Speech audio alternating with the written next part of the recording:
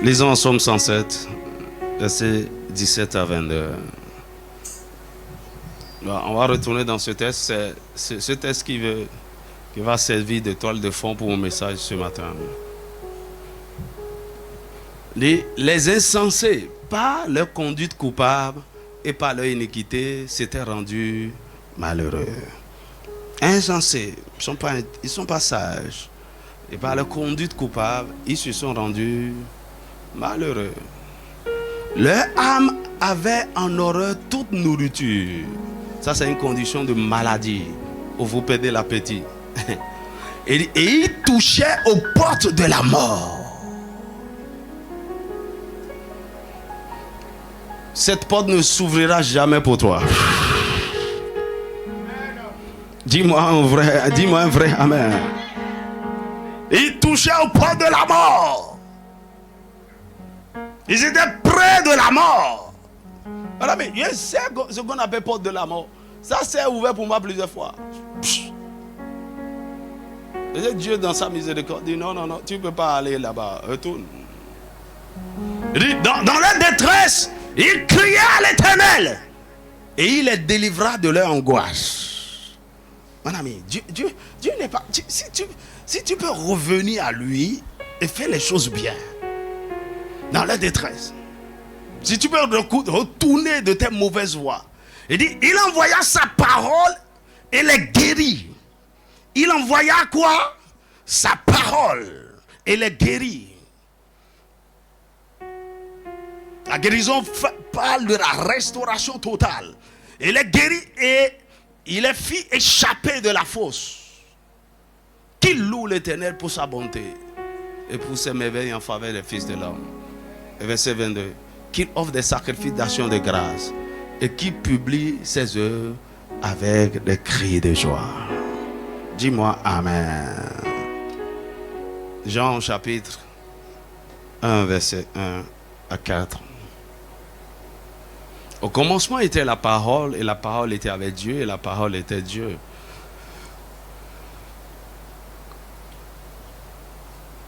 Elle était au commencement avec Dieu. Toutes choses ont été faites par elle, et rien de ce qui a été fait n'a été fait sans elle. En elle était la vie, et la vie était la lumière des hommes. Que Dieu bénisse sa parole ce matin. Avant de t'asseoir, dis encore à 2 personnes autour de toi, bienvenue à la maison de la restauration.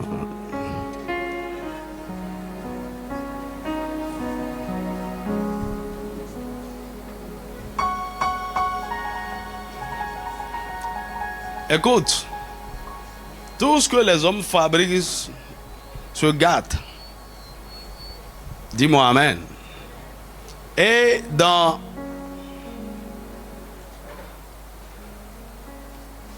chaque fabricant met en place toujours un système de réparation. C'est-à-dire, il prévoit que son produit peut être défaillant. Le produit peut être gâté. Certaines pièces peuvent se gâter. Et c'est pourquoi il crée des pièces de rechange. J'ai appris, je lisais un livre, et j'ai appris que avant qu'un constructeur d'automobile ne fasse sortir une nouvelle version d'une automobile, il crée d'abord, il fabrique d'abord les pièces de rechange. Hello? Pendant qu'ils ont le design, ils sont en train de fabriquer cette voiture, ces pièces de rechange sont déjà stockées dans les magasins. Donc, le moment où le véhicule est libéré sur le marché, et ils savent que ça aura besoin de réparation. Et le meilleur endroit où vous trouvez, vous pouvez avoir une bonne réparation de vos produits, c'est de renvoyer ça chez les fabricants ou chez un concessionnaire agréé. Oh, dis-moi Amen. Pas chez un charlatan dans le quartier. C'est pourquoi ils ont gâté ton portable. Juste pour changer l'écran.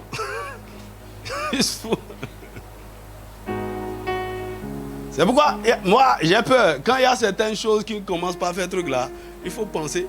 Tu vois, on avait acheté un écran Samsung ici. Hein? Un de mes petits a cassé l'écran. J'ai dit, ça m'a fait trop mal. Trop mal.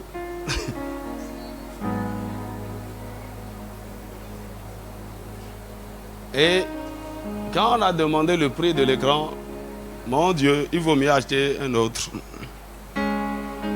Et il faut aller envoyer ça au Nigeria. C'est compliqué. Dis-moi amen. Alors, qu'est-ce que je suis en train de dire? Lorsque Dieu a créé l'homme à son image et à sa ressemblance, il savait que dans son plan, c'est pas dans son plan, il savait que l'homme allait tomber. Il savait qu'on allait tomber dans la chute. C'est pourquoi la Bible nous parle de l'agneau de Dieu qui a été immolé avant la fondation du monde. Le plan de rédemption a été déjà établi avant que l'homme ne tombe dans le péché. Tu vois, c'est le même principe. Il dit, avant qu'un véhicule ne sorte sur le marché, il y a déjà les pièces de rechange. Alors on sait que dès que n'importe quoi arrive, le fabricant veut protéger son intégrité. C'est pourquoi ceux qui sont sérieux, ils vont te dire garantie 4 mois, garantie 6 mois. Si ça se garde, ramène ça. On va te changer ça à notre frais et te renvoyer ça. Maintenant, écoutez, le produit que Dieu a créé, c'était le produit parfait. Il a créé l'homme à son image et à sa ressemblance. Et à la fin, il dit que c'était beau. C'était parfait. Donc, l'homme n'était pas imparfait. Dieu, il ne sait pas que le produit va mal fonctionner, et il y aura un problème, et puis... Mais, à cause du fait que l'homme a laissé, comment il va dire, a méprisé le manuel d'utilisation. Dans le manuel d'utilisation, il a dit, tu ne mangeras pas du fruit de ce arbre qui est dans le jardin. Le jour où tu en mangeras, tu mourras. Si tu veux bien fonctionner, il ne faut pas toucher à ça. Et l'homme a désobéi. Comme nous le faisons, la plupart d'entre nous. Quand on achète des téléphones, on achète des gadgets électroniques, on pense qu'on connaît, on sait tout déjà. Qui sont ceux qui ont déjà pris le temps de lire la notice?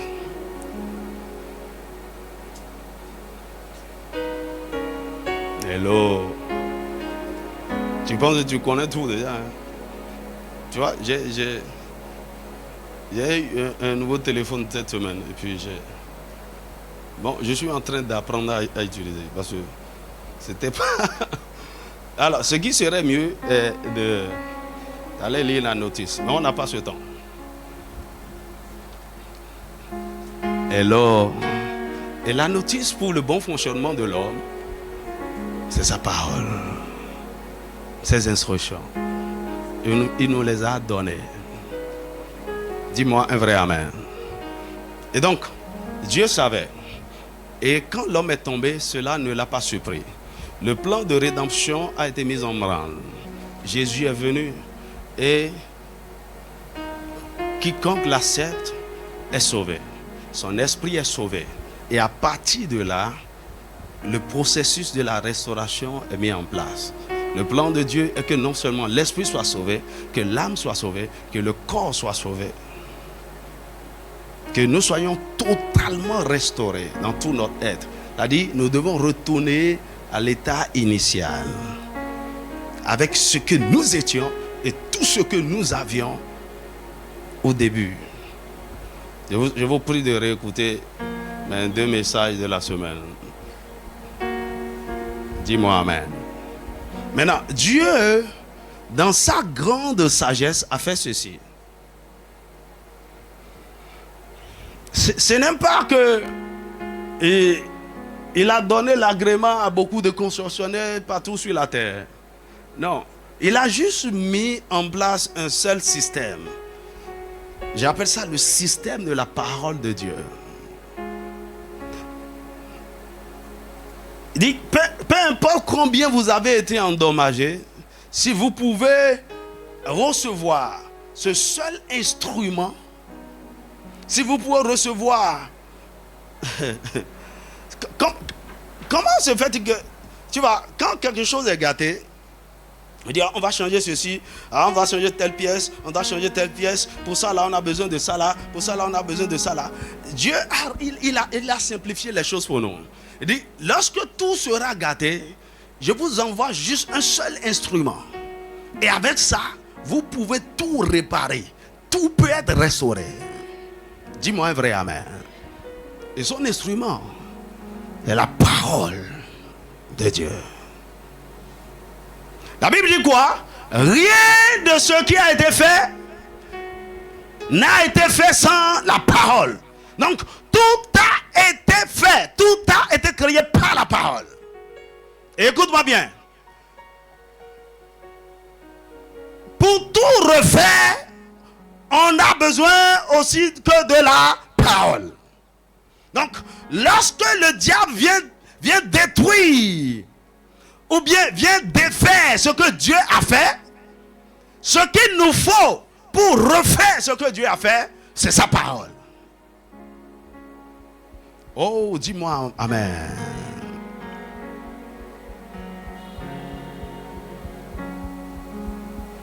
Donc, on n'est pas obligé de retourner. Pardon.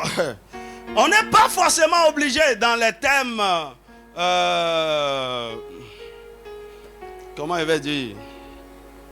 Selon les thèmes séculiers, de retourner à un concessionnaire. En fait, ce qui se passe, le Saint-Esprit est le concessionnaire. Dis-moi amen. Et ce concessionnaire habite dans chaque produit que Dieu a créé. Mais avant ça, il faut que nous acceptions Jésus. Dis-moi amen. Et dès que nous l'avons accepté, le Saint-Esprit fasse son entrée. Et il peut maintenant réparer toutes choses. Dis avec moi toutes choses.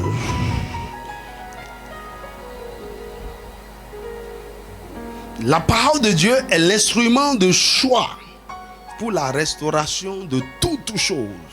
Pour la restauration de notre esprit, de notre âme, de notre corps, de notre mariage, de toutes les conditions, de toutes les circonstances que nous n'aimons pas autour de nous. C'est la parole.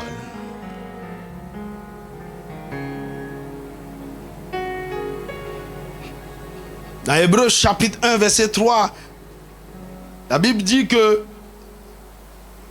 Dieu fait toutes choses par la puissance de sa parole. La parole de Dieu est puissante, c'est-à-dire elle a la capacité de restaurer, de réparer, de rétablir toutes choses. La parole de Dieu a la capacité de transformer n'importe quelle vie et n'importe quelle situation. Lorsque les malheureux ont crié à Dieu dans leur détresse, qu'est-ce que Dieu leur a envoyé? Pas un ange, pas un prédicateur. Non, il leur a envoyé sa parole. Dans la détresse, même lorsque Dieu t'envoie un homme, il t'envoie une parole à travers cet homme. Dis-moi un vrai amen. Tu es venu à l'église ce matin. Je suis un messager envoyé de Dieu avec une parole pour toi. Et tu dois me recevoir en tant que messager de Dieu. Et fais attention à ce qui est en train de sortir de ma bouche. Parce qu'il y a une parole de restauration. C'est pourquoi, quand vous avez cette compréhension, vous regardez n'importe quel prédicateur. Ne regardez pas la personne qui parle. Ne regardez pas le vase. Ne regardez pas sa taille. Ne regardez pas sa couleur. Ne regardez pas son habillement. Faites juste attention à la parole. On a vu dans la Bible comment Dieu a utilisé même des animaux pour parler. Donc quand Dieu veut restaurer toutes choses, il envoie sa parole. La Bible dit, il envoya sa parole et les guérit.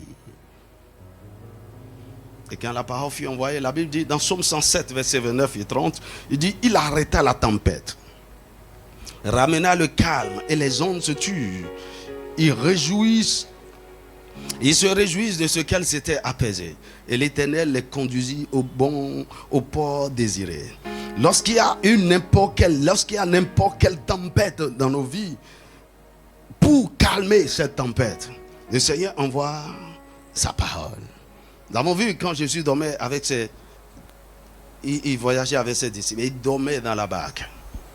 Oh, quand il s'est levé, il n'a pas fait, c'est pas de la magie, il a fait une incantation, non.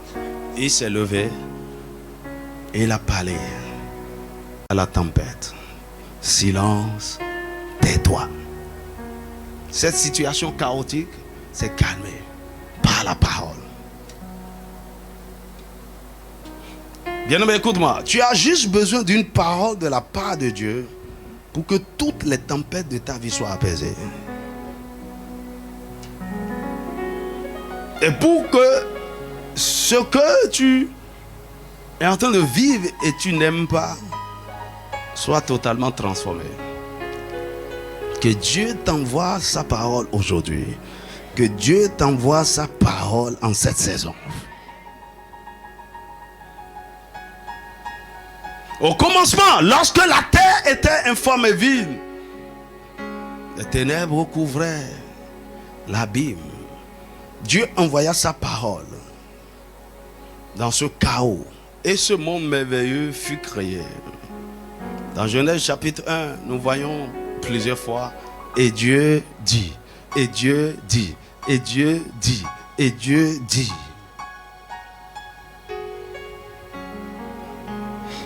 Donc, vous devez comprendre ceci. Aussi longtemps que la parole n'est pas relâchée, rien ne se passera. Mais la bonne nouvelle est que ce n'est pas seulement Dieu qui peut changer les choses par sa parole. Il a donné l'autorité et la capacité à ceux qui sont créés à son image et à sa ressemblance d'utiliser le même pouvoir. Dis-moi un vrai amen. Dans Isaïe 51, verset 16, il dit: je mets mes paroles dans ta bouche et je te couvre de l'ombre de ma main pour étendre de nouveaux cieux et pour fonder une nouvelle terre. Oh, je mets mes paroles. Donc, vous devez savoir, la parole que vous devez relâcher, ça doit être la parole de Dieu. Ce n'est pas vos paroles. Ce n'est pas la parole de vos parents, la parole de n'importe quel homme. Ça doit être la parole de Dieu qu'il met dans votre bouche pour changer votre ciel et votre terre.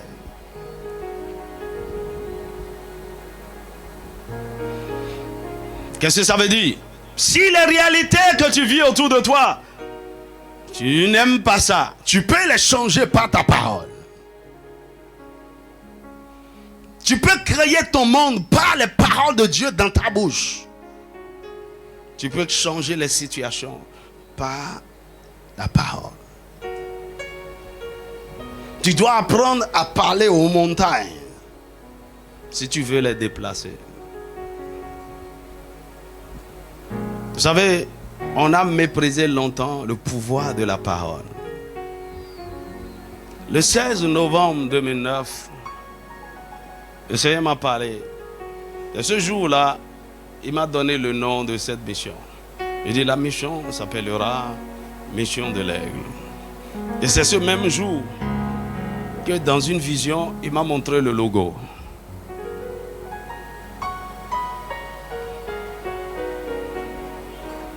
Le globe terrestre qui tournait. Et une pyramide est venue sur le globe. Un aigle est venu se poser sur la pyramide. Et le feu est venu.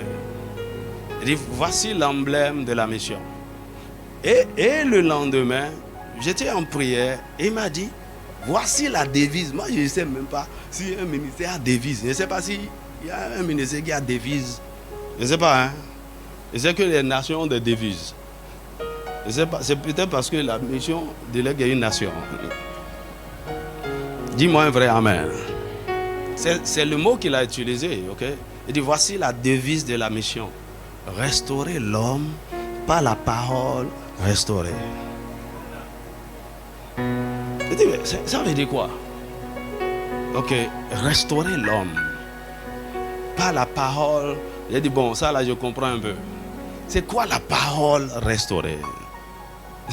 Ça veut dire que, en notre temps, la parole de Dieu a été frelatée, a été réduite à... Tu vois, aujourd'hui, à beaucoup d'endroits, les gens ne prêchent plus la parole de Dieu. On n'enseigne plus la parole de Dieu.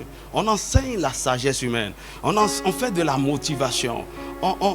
Les gens ont dilué la parole. Ce n'est plus la saine doctrine. La Bible dit en ce temps de la fin, les gens auront la démangeaison d'entendre des choses agréables. Et pour cela, ils se donneront une foule de docteurs qui vont leur servir ce qu'ils veulent entendre. Et on leur donnera aussi le temps qu'il faut faire. Le message, ça ne doit pas dépasser 15 minutes. Et voici le sujet.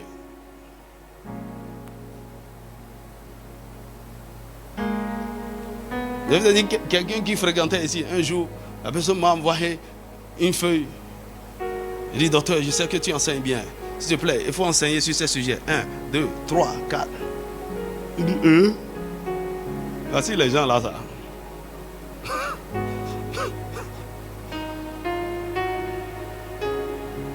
Donc, on doit retourner à la parole, à la saine doctrine. C'est pourquoi il m'a dit, retourne, étudie la parole. Je n'avais aucune intention d'aller faire théologie.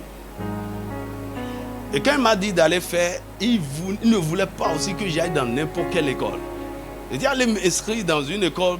Je sais que je ne peux pas faire cette théologie. Parce qu'il y a plusieurs types de théologie. Et vous ne pouvez... Faites attention. Vous, si vous voulez faire la théologie, laissez-vous guider, laissez-vous orienter. Je suis mieux placé pour vous aider. Faites attention. Il y a de la théologie libérale, il y a la théologie évangélique, il y a la théologie charismatique, il y a la théologie, je que je cite encore, la théologie protestante, la théologie catholique, la théologie. Le Seigneur voulait que j'étudie je fasse le dogmatisme. Des vraies doctrines qui vous donnent la pensée générale de Dieu. C'est sans d'abord, on vous donne les différents courants de pensée autour du sujet, mais on vous ramène dans les Écritures. Quand j'ai trouvé, je dis, c'est là que je dois, c'est ce que je dois faire. Je voulais que le Seigneur me conduise exactement. Écoutez, faites attention. L'école que vous faites fait vous déformer. Est-ce que je parle à quelqu'un? Le Seigneur m'a dit de lancer une formation théologique ici. J'attends le bon moment. Dis-moi amen. J'ai tout ce qu'il faut pour le faire. Et j'attends le bon moment. Peut-être avant la fin de cette année, peut-être l'année prochaine. Dis-moi amen. Les gens ne savent pas comment diviser la parole. Les gens ne savent pas comment faire les exégèses, l'herméneutique. Aujourd'hui, tout bon parleur peut se lever et parler. Dis-moi un vrai amen. Vous devez saisir toute la pensée de Dieu. Toute la pensée de Dieu, de Genèse à Apocalypse. Ça, c'est la parole de Dieu. Maintenant, c'est cette parole qui a la capacité de restaurer l'homme. Est-ce qu'on est ensemble? Est-ce qu'on est ensemble?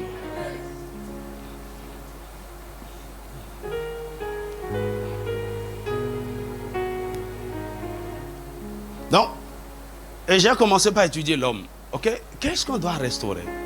Et là, c'est m'a commencé par l'homme, l'esprit, l'âme, le corps. L'esprit, l'âme, le corps. Ceci a fait l'objet de mes études beaucoup. Et l'un des instruments que Dieu a utilisé pour amener le corps de Christ dans la compréhension profonde de l'homme, c'est Watchman Nee. Si vous avez ses écrits, lisez-les. Ça va beaucoup vous aider. Son premier livre que j'ai lu, c'est Le brisement de l'homme extérieur et la libération de l'esprit. Il m'a appris le brisement. Ah! Si vous voyez son livre, L'homme spirituel, Je me rappelle, je l'ai acheté à 14 000. Écoutez, vous pouvez avoir beaucoup de ces livres aujourd'hui gratuitement. C'est gratuit. Ok. Je vous conseillerais de lire La vie chrétienne normale. Beaucoup de gens ne sont... La vie chrétienne est devenue n'importe quoi aujourd'hui.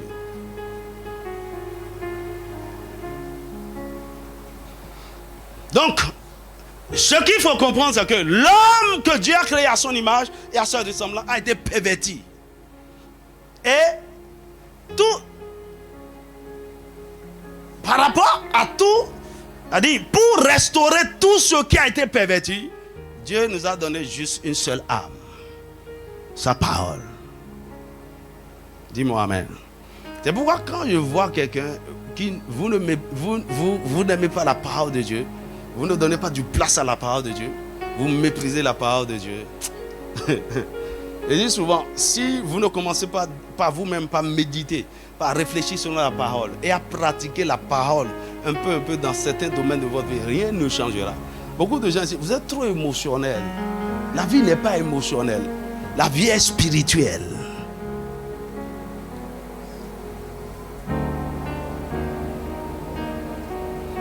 Ok, si je fais lever quelqu'un et dire, cite-moi 20 versets bibliques que tu as dans ton cœur, bien dans ta tête, par rapport à différentes situations, 20 versets bibliques que tu peux sortir instantanément. On va essayer. Si vous voulez, on va juste faire ça et rentrer. Aujourd'hui, les gens... Écoutez, je vous parle de quelque chose. Je n'aime pas la parole. Tu ne lis pas toi-même. Tu n'étudies pas. Tu ne médites pas. Ce n'est pas une affaire de pasteur. Je n'étudie pas la parole parce que je vais aller enseigner aux gens. Est-ce que tu m'entends? Actuellement, je suis en train d'étudier le livre des autres. C'est ma lecture, ça. Aujourd'hui, malheureusement, je n'ai pas lu ma portion. Parce que je m'étais réveillé tard. Je me suis couché tard. Après 3 heures, je me suis réveillé. Il fallait que je prépare le message. Tu dis tout le temps, tout le temps, tout le temps, tout le temps. C'est pas affaire de je vais enseigner aux gens. C'est pourquoi il y a quelque chose que je fais avec mes fils qui sont en France. On va se réunir ce soir. J'ai fait des enseignements spontanés. J'ai dit, ok, dites-moi aujourd'hui de quoi vous voulez qu'on parle. Je ne prépare rien. Ça sort, c'est-à-dire de façon linéaire, écriture sur écriture. J'ai tellement mangé la parole. Écoutez, je vais vous amener tout le monde là. Des gens qui connaissent la parole, qui vivent selon la parole. C'est pas des émotions, c'est pas... Vous devez prendre du temps, étudier chaque chose. Qu'est-ce que la Bible dit? Qu'est-ce que la Bible dit? Qu'est-ce que la Bible dit? Et je vous assure, il faut du temps pour ça. Il faut du temps pour ça. Restaurer l'homme par la parole restaurée. C'est pourquoi il m'a dit, prends ton temps, enracine-toi dans la parole.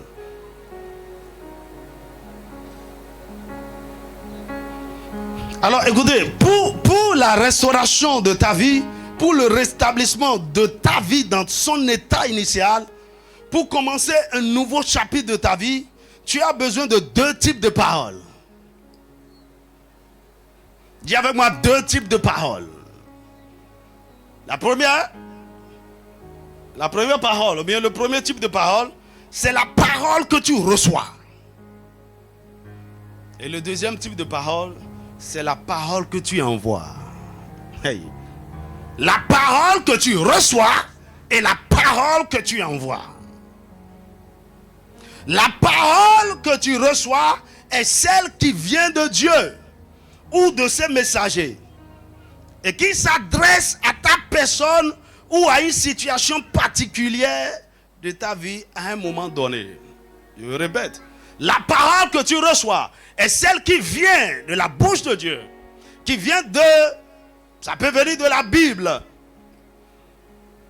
ça peut venir directement du Saint-Esprit, mais qui s'adresse à ta vie qui s'adresse à ta vie intérieure. Et à une situation particulière, à un moment donné. C'est cette parole reçue qui produit la restauration intérieure, notamment la restauration de l'âme. La parole reçue. Je dis, c'est cette parole-là qui produit la transformation, le changement, la restauration de ton esprit et de ton âme. La parole reçue. Et on la reçoit. Cette parole vient par la voix du Saint-Esprit, par la méditation personnelle, par la prière ou par un messager que vous écoutez. Est-ce qu'on est ensemble? Et elle s'adresse à vous. Elle s'adresse à votre cœur. Elle s'adresse à votre homme intérieur. La parole reçue. C'est pourquoi quand vous êtes sérieux, vous êtes en train de méditer la parole, vous lisez la parole, ça vous conduit toujours à la repentance et à l'adoration. Toute méditation véritable de la parole vous conduira toujours régulièrement à la repentance et à l'adoration. Dis-moi amen. Parce que la parole te parle de ceci. Tu vois, ça, arrête ça, c'est pas bon. Ça, arrête. Ça, la parole veut te changer. C'est pourquoi il dit dans Jacques chapitre 1, verset 21, il dit, recevez avec douceur la parole de Dieu qui a été plantée en vous et qui peut sauver vos âmes. Il faut que la parole soit plantée. Donc, c'est la parole qui a été plantée en toi, d'accord, que tu peux recevoir avec douceur. Et c'est cette parole qui peut sauver ton âme, qui peut guérir ton âme, qui peut transformer ton âme, qui peut restaurer ton âme. Parce que nous, les véritables problèmes du chrétien sont dans l'âme. Dis-moi amen. Ton problème, ce n'est pas la pauvreté. Ce qui fait que tu es pauvre, c'est dans ton âme. Ton problème, c'est pas que je ne comprends pas pourquoi je n'arrive pas à me marier. Ton problème, c'est dans l'âme, c'est dans le sang. Il y a quelque chose, il y a une iniquité, il y a une malédiction, il y a quelque chose qu'il faut traiter.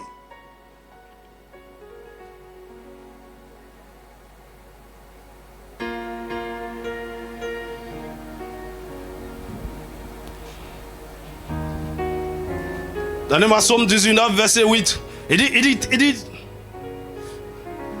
Psaume 19, verset 8.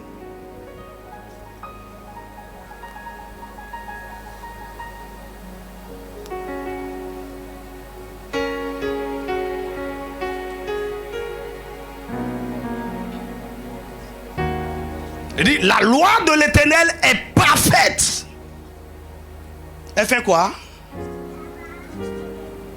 Mon ami, si là, tu ne prends pas du temps pour que la chose entre en toi. Il y a des gens qui viennent à l'église et ils n'écoutent même pas le prédicateur. Je vais vous dire la vérité. Quand votre âme est pervertie et corrompue, vous ne pouvez pas. Parce que quand je suis en train de communiquer les paroles par l'esprit, tu ne peux pas saisir. Ça passe, c'est-à-dire c'est au-delà de ce que tu peux comprendre. Donc je t'ennuie. Alors que je suis en train de communiquer les paroles de vie, c'est-à-dire, par exemple, c'est spirituellement qu'on en juge. Tu es tellement charnel que... Parle de quoi même? Tu vois, il y a des messages qui touchent la chair, qui touchent l'âme. Je peux rentrer dans ça maintenant. Tout le monde va se tourner debout. Alléluia! Prêche, pasteur! Amen! Je reçois, mon ami. Ça ne nous amène nulle part. C'est comme l'adoration, la louange. Il y a une dimension de ça qui affecte l'âme. Tout le monde, même les parents peuvent se réjouir. Quand on est en train de louer, d'adorer Dieu dans cette dimension de l'âme. Mais basculons dans l'esprit. On perd beaucoup maintenant. On perd beaucoup de gens. Parce qu'ils ne sont pas spirituels. Et donc, Par exemple, lorsque la parole, Jésus a dit, les paroles que je vous ai annoncées sont esprit de vie. Quand un homme spirituel est en train de communiquer les paroles selon l'esprit, est en train de communiquer la vie, si votre âme n'est pas encore restaurée à un certain point, la parole ne peut pas pénétrer dans votre esprit. Parce que l'âme bloque ça. Et il faut que ça pénètre dans votre esprit pour provoquer la transformation. Et au lieu même que ça pénètre, ça va te heurter. Et tu seras même offensé parce que je suis en train de dire. Alors que je suis venu te faire du bien. Dis-moi amen. C'est pourquoi j'aime la vieille école. Ça m'a fait mal quand notre système de cellule de maison, ça n'a pas marché. J'aime la vieille école où on s'assoit, tout le monde s'assied avec la Bible en main, on étudie la parole. Qu'est-ce que tu en penses? On étudie. Qu'est-ce que ta Bible dit? Qu'est-ce que tu as vu? C'est comme ça on grandit. J'aime mieux même les systèmes où chaque dimanche, on fait d'abord école de dimanche pour tout le monde, au moins pour amener tout le monde à étudier la Bible. Actuellement même, les gens ne viennent même plus à l'église avec la Bible. Parce qu'il y a la technologie. Le pasteur donne le verset, c'est affiché. Il ne sait même pas là où ça se trouve dans sa Bible. Tiens, à l'église depuis 5 ans, on dit ouvre Naoum, tu vas à la table de matière. Naoum, oh, page 1500. Et il te faut 10 minutes pour trouver Naoum.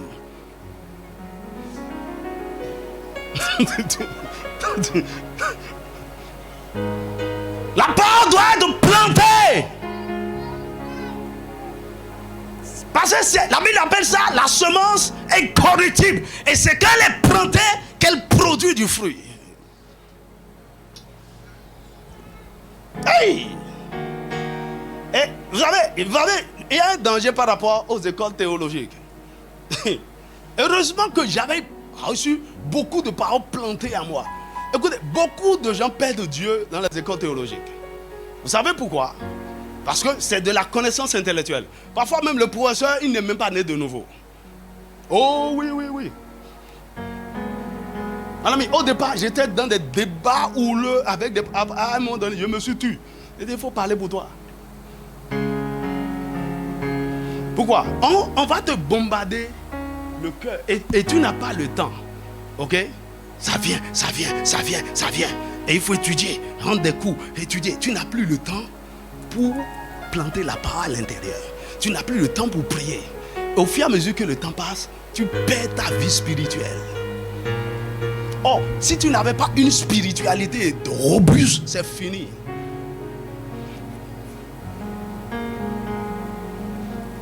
Tu vas sortir avec un beau diplôme de séminaire, mais tu n'as plus Dieu.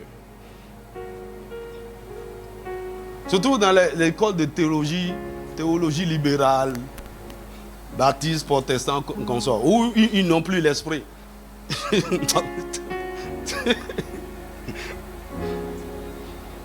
Bien-aimés, asseyez-vous. Plantez, laissez la parole. Je veux retourner à ça. Tu vois, j'aime les petits groupes où on partage la parole. Lisez, quelque chose doit être communiqué. Retournez à ça, dans votre maison. Retournez, mari et femme, retournez, partagez la parole ensemble. C'est ça qui entre, Ça n'a l'air de rien, c'est ça qui entre. Tu vois, je suis content. Je vois comment la parole de Dieu est en train d'affecter la vie des enfants ici. Leur attitude, leur comportement. Je vois des enfants, ils veulent vivre une vie consacrée. Je dis, oh là là, Seigneur, merci. Merci. Merci pour ce que tu es en train de faire. Merci pour ce que tu es en train de faire. Et je vais te dire une chose. Beaucoup de personnes adultes, vous avez perdu, vous avez raté la base. Et vous ne voulez pas prendre du temps pour poser la base. Vous voulez tu vois, c'est comment il vient dire ça? Seigneur Jésus, accepte-nous comme ça. Nous sommes des gens bien dans... Mon ami, je m'en fous de ton diplôme, je m'en fous de ta position sociale, je m'en fous de quoi. Quand tu es né de nouveau, tu es bébé spirituel, viens en Jésus. On va commencer avec toi à la maternelle. Et les gens n'ont pas le temps pour ça. C'est pourquoi les gens n'aiment pas, les gens ne m'aiment pas ici. Hein. Les gens n'aiment pas la mission de l'aigle.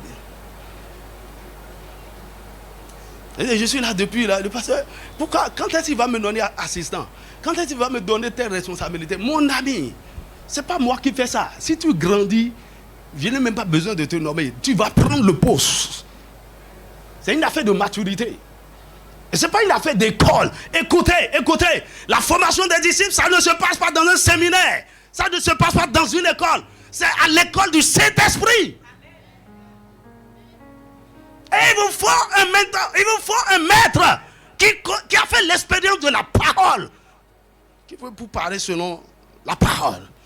Mon ami, je sais d'où je viens et je sais ce que la parole de Dieu a fait dans ma vie. Les gens n'aiment plus la parole. Ils veulent quelque chose de rapide, un miracle rapide, une prophétie rapide, une prière rapide. Mon ami, la raison pour laquelle l'église est faible, on a beaucoup de gens qui n'ont pas de substance. Il n'y a pas de contenu. Il n'y a pas de contenu. Ils sont vides. Ils sont à l'église vide, il n'y a pas la parole. Hey, écoutez, mais c'est quelle paresse ça? C'est quelle école depuis la maternelle jusqu'à l'université? On t'a prescrit un seul livre et tu n'as pas pu lire ça une fois en 5 ans. Quel est ton problème? Ou bien tu ne sais pas que tu es évalué tout le temps. Oh, beaucoup de gens, vous avez redoublé des classes depuis, hein? Redoublé. Coup de quoi? Le Seigneur vient tester certaines connaissances de la parole, pas des épreuves, pas des tests, pas ceci. Et tu échoues. Oh, vraiment. C'est là. On va écouter. Avec Dieu, on ne passe pas avec indulgence. C'est pas dans nos écoles bizarres aujourd'hui que Dieu nous aide à transformer notre système éducatif. Enfin, au CM2, il ne peut pas écrire son nom. Il ne peut pas parler français. Il ne peut pas. On le fait passer. Pourquoi? Avec Dieu, ça ne se passe pas comme ça. Et si vous faufilez et vous ne suivez pas le cours des choses, mon ami, Satan peut vous élever. Mais il va vous faire tomber d'une manière lamentable. Ta parole.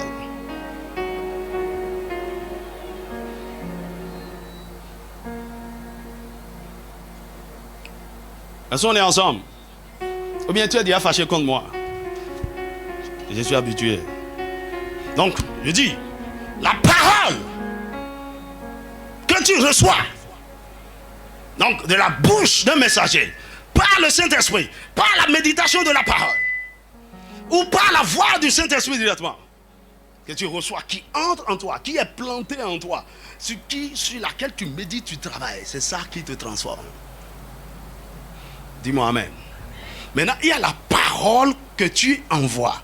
Maintenant, la parole envoyée est de type. La parole envoyée peut venir d'un prophète. D'accord? Et elle peut changer certaines conditions et situations autour de toi. D'accord? Mais ça n'a rien à voir avec ta parole. Hello. Mais ce que Dieu voudrait est que tu reçoives suffisamment de paroles en toi au point où à un moment donné, toi-même tu commences par envoyer la parole. Tu deviens le prophète de ta propre vie. Tu envoies la parole. Même dans la vie des gens, dans les circonstances autour de toi, la parole est libérée constamment. Parce que tu es rempli de ça. Et elle a déjà fait un travail en toi. Et lorsque tu la proclames, ce n'est pas la lettre. Tu proclames la vie. Oh, dis-moi un vrai amen. C'est cette parole envoyée qui change les choses autour de nous, qui fait la restauration intérieure. Je peux prier pour toi en libérant la parole. Je libère une parole prophétique. Cette semaine, le Seigneur va changer ton histoire. Le Saint-Esprit prend cette parole et commence par créer des circonstances autour de toi. Ça n'a rien à voir avec toi. Amen. Mais la volonté de Dieu est que tu parviennes à cette dimension où, étant rempli de la parole toi-même, tu commences par la libérer. Donc la parole que tu reçois. Et généralement, lorsque vous êtes en train de recevoir la parole pour vous transformer, c'est là, c'est dans le désert. C'est dans le lieu secret. C'est là où le Seigneur vous façonne. C'est là où il vous cache. C'est là où il vous dit ne fais rien. Attends. Je suis en train de te charger. Je suis en train de...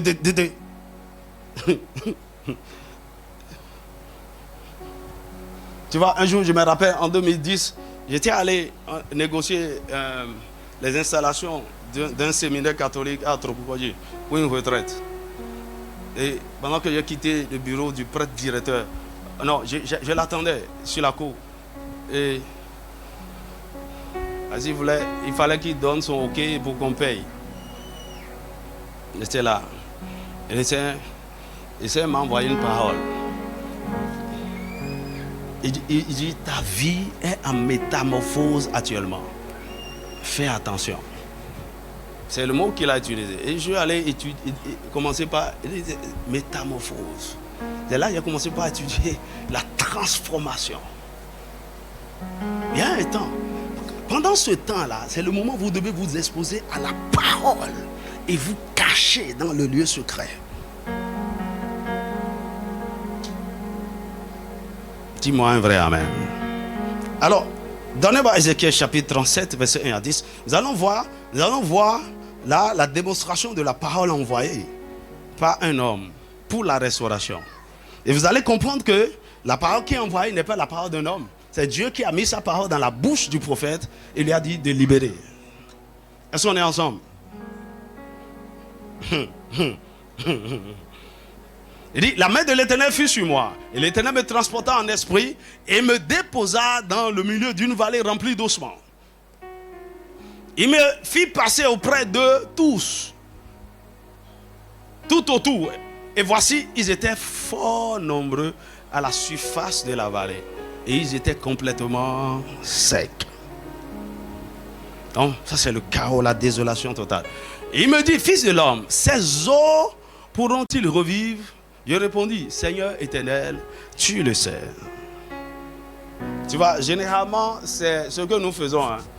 Nous mettons toute la responsabilité de notre transformation entre les mains de Dieu.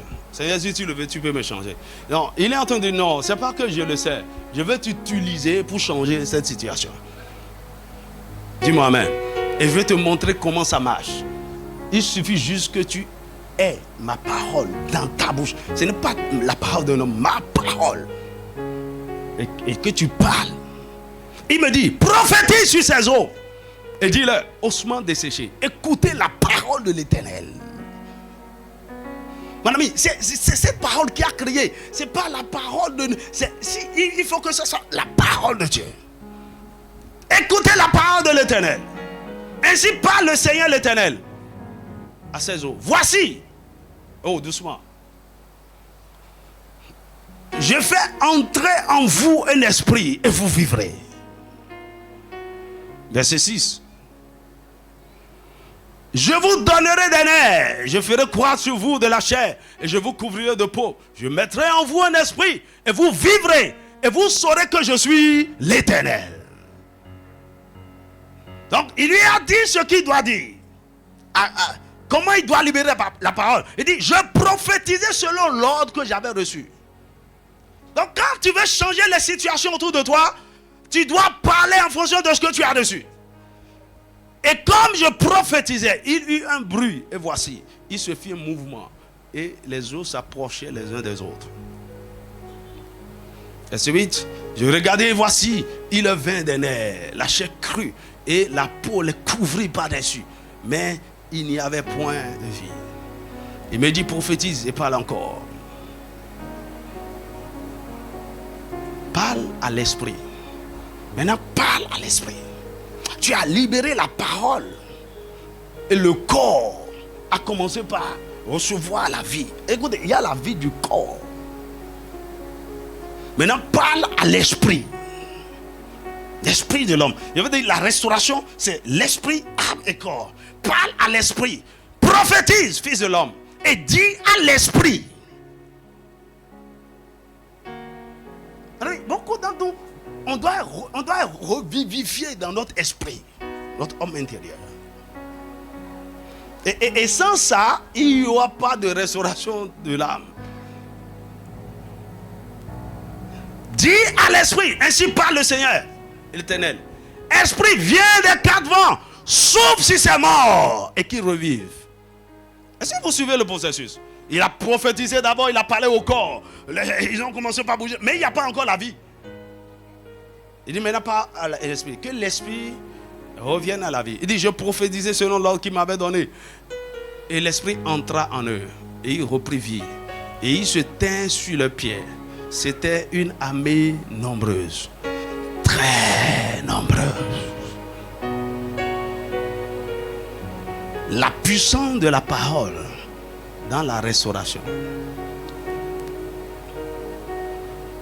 Dis-moi un vrai amen. La puissance de la parole dans la restauration. La Bible dit, dans Isaïe chapitre 9, verset 7, il dit, le Seigneur envoie une parole à Jacob. Elle tombe sur Isaïe. Il envoie une parole à Jacob. Elle tombe sur Isaïe. Ça veut dire quoi? Il y a même des paroles que Dieu envoie à des individus, mais ça tombe sur des peuples entiers, sur des familles, sur des multitudes. C'est-à-dire quoi? Tu reçois une parole et ça change la vie de toute une communauté. Dis-moi un vrai amen. Et quelle parole Dieu a envoyée à Jacob? C'est la même parole qu'il avait envoyée à Abraham le père. Il lui a dit, sors de la maison de ton père, de ta patrie, dans un pays que je te montrerai, je te rendrai grand. Et quand il a obéi à la parole, il est devenu réellement grand. Il a engendré un fils dans sa vieillesse. La même parole a été relâchée sur Isaac. Isaac a porté cette parole et a engendré Ésaü et Jacob. La même parole est descendue sur Jacob. Et cette même parole a rejailli sur tout Israël. Et c'est cette parole qui a fait d'Israël ce qu'il est aujourd'hui. Dis-moi un vrai amen. Tu vois, les gens ne comprennent pas.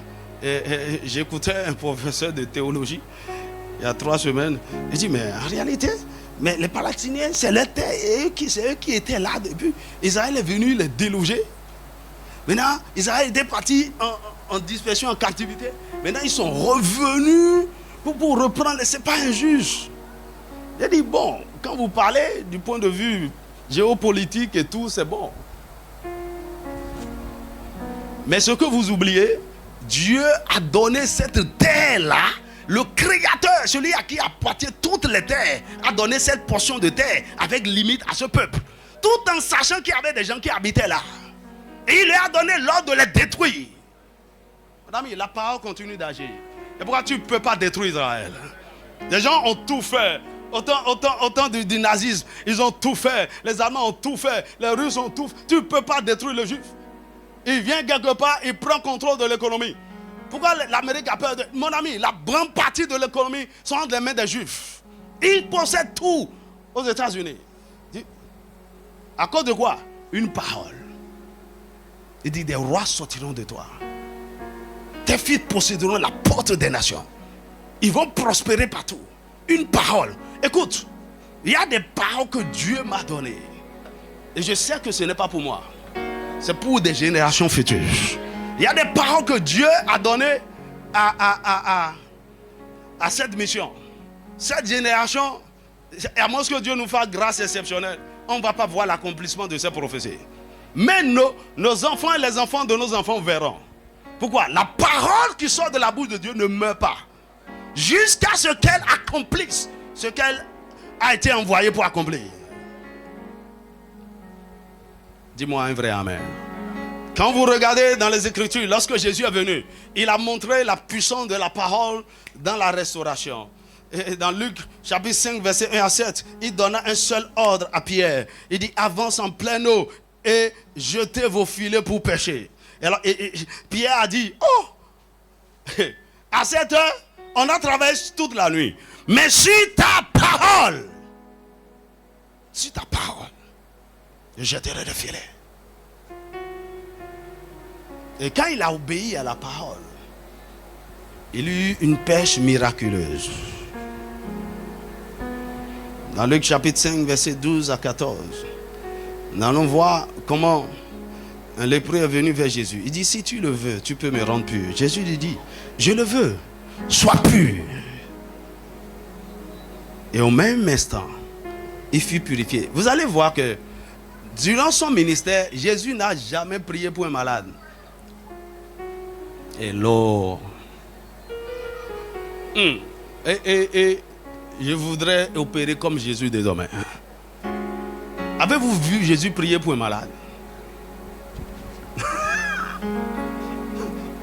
Viens. Amène ta tête. C'est quoi déjà? Viens, au nom de... Non. Il était la parole. Il libère la parole. Jésus ne priait pas pour guérir. Il priait pour communier avec Dieu. Il priait pour se charger. Il priait pour se renouveler. Il priait pour recevoir la direction et l'instruction. Il priait pour recevoir la parole du Père. Et alors il sort. Il libère la parole. Oh, tu veux voir? Vois. Ah, lève-toi. Tu viens guérir? Lève-toi. Parlons la parole. Mon ami, ma prière est que le Seigneur nous amène dans cette dimension où nos prières auront de poids. Même quand nous blaguons, la parole va se manifester. Hey! Si jamais Jésus te regarde et dit, hey! Regarde sa grossette, ta tête va grossir instantanément. C'est pourquoi, à un moment donné, lorsque vous grandissez en esprit, arrêtez de blaguer. Arrêtez de vous amuser avec la parole. La parole est puissante.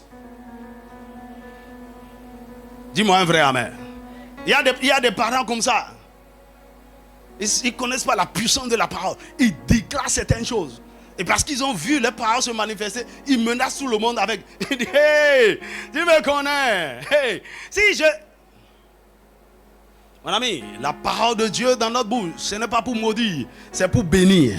Ce n'est pas pour détruire, c'est pour bâtir. Ce n'est pas pour humilier, c'est pour élever.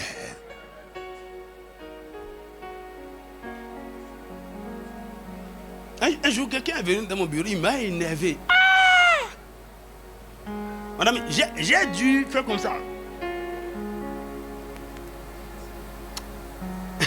Si ça sortait, j'ai dû faire. Et c'est la parole, ça brûlait dans mes os. Au point où je suis tombé de mon fauteuil, je me suis mis à genoux. Et la personne a pris la fuite. Vous sorti du bureau.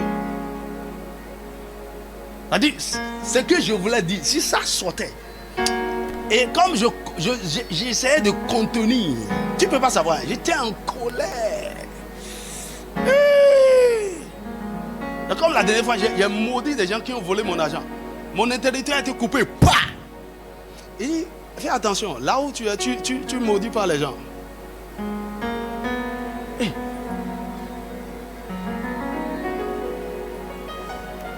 Que le Seigneur t'amène dans cette dimension où ta parole va commencer par créer, par ramener à la vie tout ce qui est mort. Il parla à la mer et dit silence, tais-toi. Donc la parole, cette parole a la puissance même sur la création ou sur tous les éléments de la nature. Dans Jean chapitre 4 verset 46 à 53, un officier du roi est venu voir Jésus. Il dit viens prier pour mon fils. Jésus lui dit va, ton fils vit. Et cet homme est allé. C'est le lendemain qu'il est allé chez lui. L'enfant était en bonne santé. Il a demandé depuis quand il allait bien. Il dit hier apparaît exactement au moment où Jésus apparaît. Dis-moi un vrai amen. Et que dirons-nous de la puissance de la parole devant le trône, le tombeau de Lazare? Ça c'est une restauration totale de l'esprit, de l'âme et du corps en un seul instant. Lazare sort! Et le mort sortit. C'est-à-dire quoi? Écoutez, vous ne savez pas ce qui s'est passé là. Hein? Son esprit qui était déjà dans le séjour des morts a entendu la voix du Créateur et s'est dépêché vite. Revenu dans le corps. Et quand l'esprit est revenu dans le corps était déjà... En réalité, l'esprit ne peut plus retourner dans un corps en putréfaction. Non. La parole a dû faire un travail d'abord sur le corps et sur l'âme pour préparer le retour de l'esprit. C'est pourquoi lorsque les gens font des accidents graves, un membre est brisé, un camion est écrasé. Mon ami, l'esprit sort du corps instantanément. C'est-à-dire, sous le choc, l'esprit se détache. Pourquoi? Il faut un corps en bonne santé pour porter l'esprit. C'est pourquoi vous êtes meurtri, une maladie vous affaiblit à un point, vous êtes dans le coma. Hey! Écoutez, dans le coma, vous sortez, vous rentrez, vous sortez, vous rentrez. Hey, aïe, aïe, aïe. L'esprit se pose des questions. Je reste ou bien? Mais parce que le Créateur a parlé, tout doit être restauré. Tous les organes ont été restaurés. C'est-à-dire quand Lazare se levait, la maladie qui l'a tué a disparu de son corps. Son esprit et son âme a repris vie.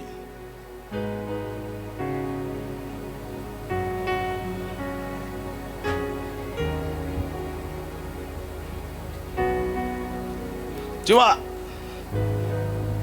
je dis, pourquoi les gens qui sortent de longs comas, ils ressortent avec encore leur péché,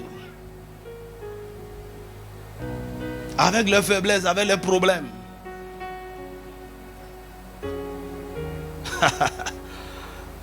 La parole de Dieu doit faire son travail à tous les niveaux. C'est pourquoi le Seigneur peut guérir, il peut te ressusciter des morts. La parole doit faire son travail au niveau de ton corps et de ton âme afin que tu sois pleinement restauré. Je prie que la parole de Dieu dont tu as besoin te localise là où tu as besoin de cette parole et qu'elle redonne vie à tout ce qui est mort dans le nom de Jésus. On a vu Jésus comment il a maudit le figuier.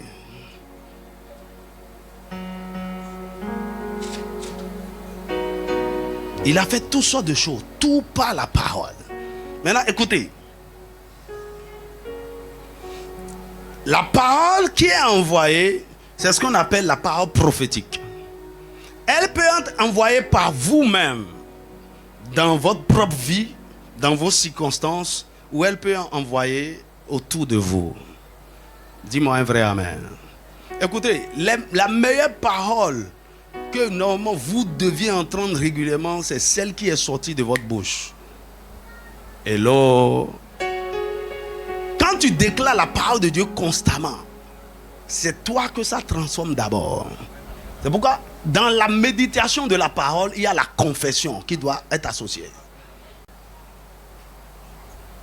C'est pourquoi il dit que ce livre de la loi ne s'éloigne point de ta bouche.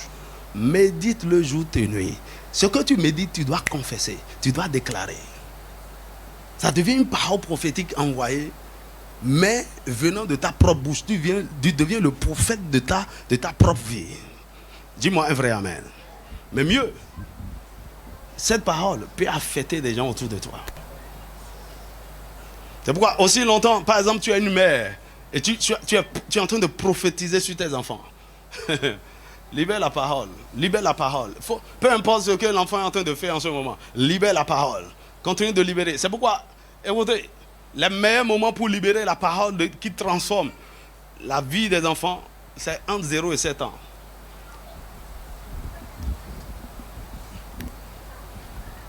Hello. Semez ça. Semez. Déclarez. Même pendant que l'enfant est dans le sein maternel, mets ta main sur le ventre, déclare la parole. Quelque chose est en train d'être enfanté. Dis-moi un vrai amen. La parole prophétique a une puissance redoutable. Dans 1 Roi chapitre 17, verset 8 à 16, Élie dit à cette veuve, la veuve de Sérepta, quand il lui a dit de lui fabriquer un gâteau, il va manger. Il dit, car ainsi parle l'Éternel, le Dieu d'Israël, la farine qui est dans le pot ne manquera point, et l'huile qui est dans la cruche ne diminuera point, jusqu'au jour où l'Éternel fera tomber la pluie sur la face du sol. La parole a été libérée et c'est ce qui s'est accompli. La veuve avait tous les jours la farine et l'huile. Elle avait à manger durant tout le reste du temps de la famine. Je prie que la parole de Dieu visite ta cuisine maintenant. Que tu ne manqueras plus jamais de rien au nom de Jésus. Élisée a dit à la veuve qui était endettée, Hier, je suis tombé sur un film par hasard. Ils ont traduit ce texte-là en un film. Écoutez, les hommes, ne mourrez pas et laissez des dettes à votre famille. Dis-moi Amen. Alors le prophète est mort, laissant des dettes. Et sa femme est allée voir le prophète.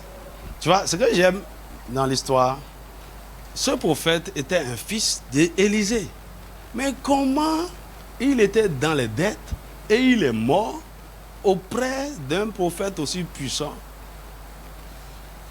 Mon ami, il n'était pas un bon fils, un bon serviteur. Dis-moi Amen. Parce que son maître Élisée ne savait même pas qu'il avait des dettes. C'est la femme qui est venue. Il dit, ton serviteur, mon mari, ton serviteur, avait des dettes. Et il est mort dans les dettes. Et voici, on veut prendre mes enfants. Il dit, ok, qu'as-tu à la maison? Il dit, ta servante n'a rien, si ce n'est qu'un pot d'huile. Il dit, oh, c'est bon, c'est suffisant. Prends cette pot d'huile, va chez tous tes voisins, prends des vases, beaucoup de vases, et verse l'huile. C'est quoi ça? Instruction prophétique. Instruction prophétique. Quand la parole est libérée sous inspiration, un prophète, faites attention, captez ça, et puis c'est fini. Elle va s'accomplir. Dis-moi un vrai Amen.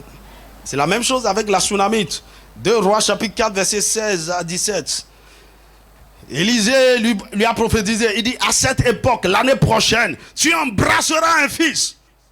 La parole prophétique a créé. Cette femme était stérile. La parole a créé cet enfant. Cherchez la parole d'un prophète. Cherchez la parole d'un prophète. À défaut d'être votre propre prophète, cherchez la parole du prophète que Dieu vous a envoyé. Nous avons vu comment, sous instruction prophétique, 2 Rois chapitre 5 verset 9 à 14, comment Naaman le Syrien a été guéri de la lèpre. Élisée lui dit, va te plonger dans le Jourdain 7 fois.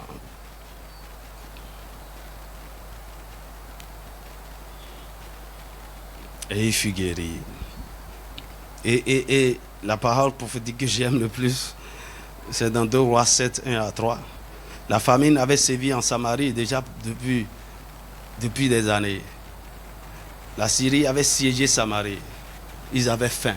La Bible dit que les femmes mangeaient leurs propres enfants. Waouh! Le prophète s'est levé.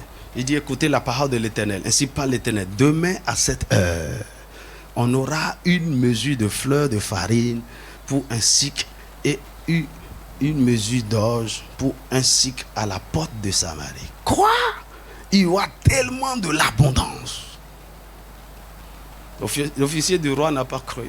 Il dit, même si Dieu ouvrait les écluses des cieux, pareille chose ne peut arriver. Mon ami, la parole prophétique est puissante. Lorsque vous êtes rempli de la parole, et le Seigneur met sa main sur vous et vous libérez certaines paroles à un moment donné, ça peut changer le cours de l'histoire, ça peut changer même toute une nation. Dis-moi un Amen. Et je finis par ceci rapidement. Quelques vertus de la parole. Pourquoi la parole opère tant produit tant de résultats pour la restauration? Premièrement, elle est puissante. La parole de Dieu est puissante.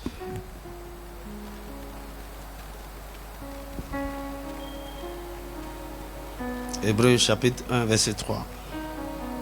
Romains chapitre 1 verset 16. C'est une force qui provoque des changements. C'est-à-dire la parole a une certaine capacité. Dis-moi un vrai amen.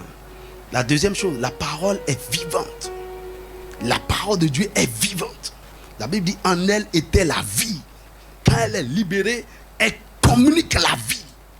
Jean chapitre 1 verset 4. Jean chapitre 6 verset 103. Les paroles que je vous ai annoncées sont esprit et vie. Actes chapitre 7 verset 38.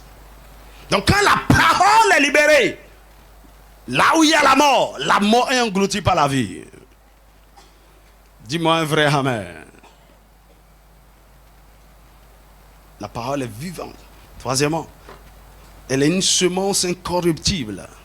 Elle est une semence incorruptible. C'est une semence qui ne meurt pas. Tu vois, tu peux semer parfois un grain de maïs et peu de temps après, tu vois que le grain a pourri dans le sol. Ça n'a pas germé. La parole de Dieu ne pourrit pas. C'est une semence incorruptible. Aussi longtemps que ça tombe sur une bonne terre, ça portera de fruits. Luc chapitre 8, verset 11. 1 Pierre chapitre 1, verset 23. Marc chapitre 4, verset 26 à 29. La parole est une semence incorruptible. Ça veut dire quoi? Tout ce que vous avez besoin de faire, c'est de la semer. Encore, semer la parole. Semer. Même si vous ne voyez rien pour l'instant, continuez de semer. Continuez de semer. On dit, toutes ces paroles que j'entends, toutes ces paroles que je médite, toutes ces paroles que je proclame, je ne vois rien. Continue de semer. Continue de semer. Continue de semer. Le moment viendra. Tu n'auras même pas de main ou de temps pour moissonner.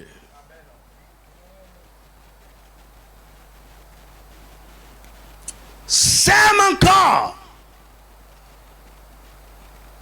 La parole est une semence incorruptible. 4. La parole, elle est créatrice. Elle est créatrice. Elle est créatrice. Genèse chapitre 1, verset 3. Genèse, Jean 1, 14. Ésaïe 51, 16. Elle peut vous manifester vos désirs à partir du néant. Créer, c'est manifester quelque chose à partir du néant. Donc, même quand il n'y a rien, quand il n'y a aucune issue, il n'y a aucune possibilité, la parole peut créer de nouvelles choses pour vous. Dis-moi amen. Et ça, la restauration. Et dernière chose, la parole est prophétique.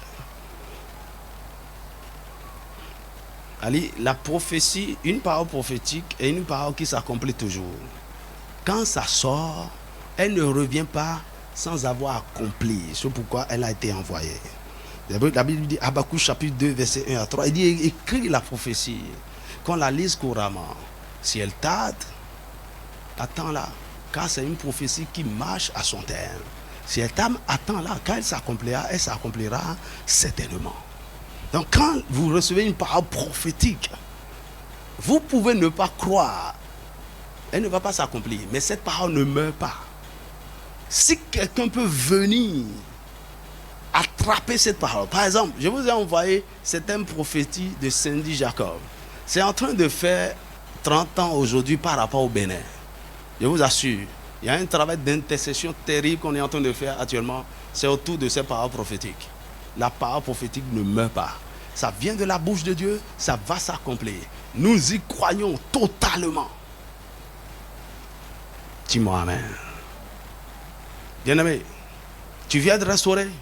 Deviens un amoureux de la parole. Deviens un passionné de la parole.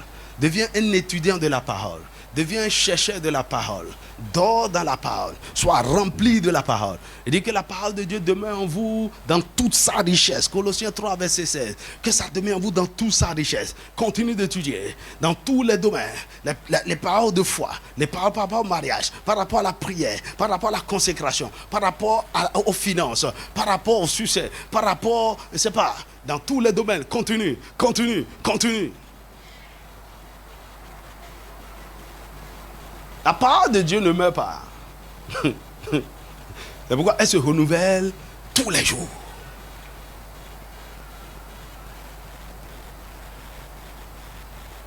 Ma prière est que tu tombes amoureux de cette parole. Et tu ne peux pas aimer cette parole sans aimer la source de cette parole. Tu dois aimer Dieu. Tu dois aimer Dieu.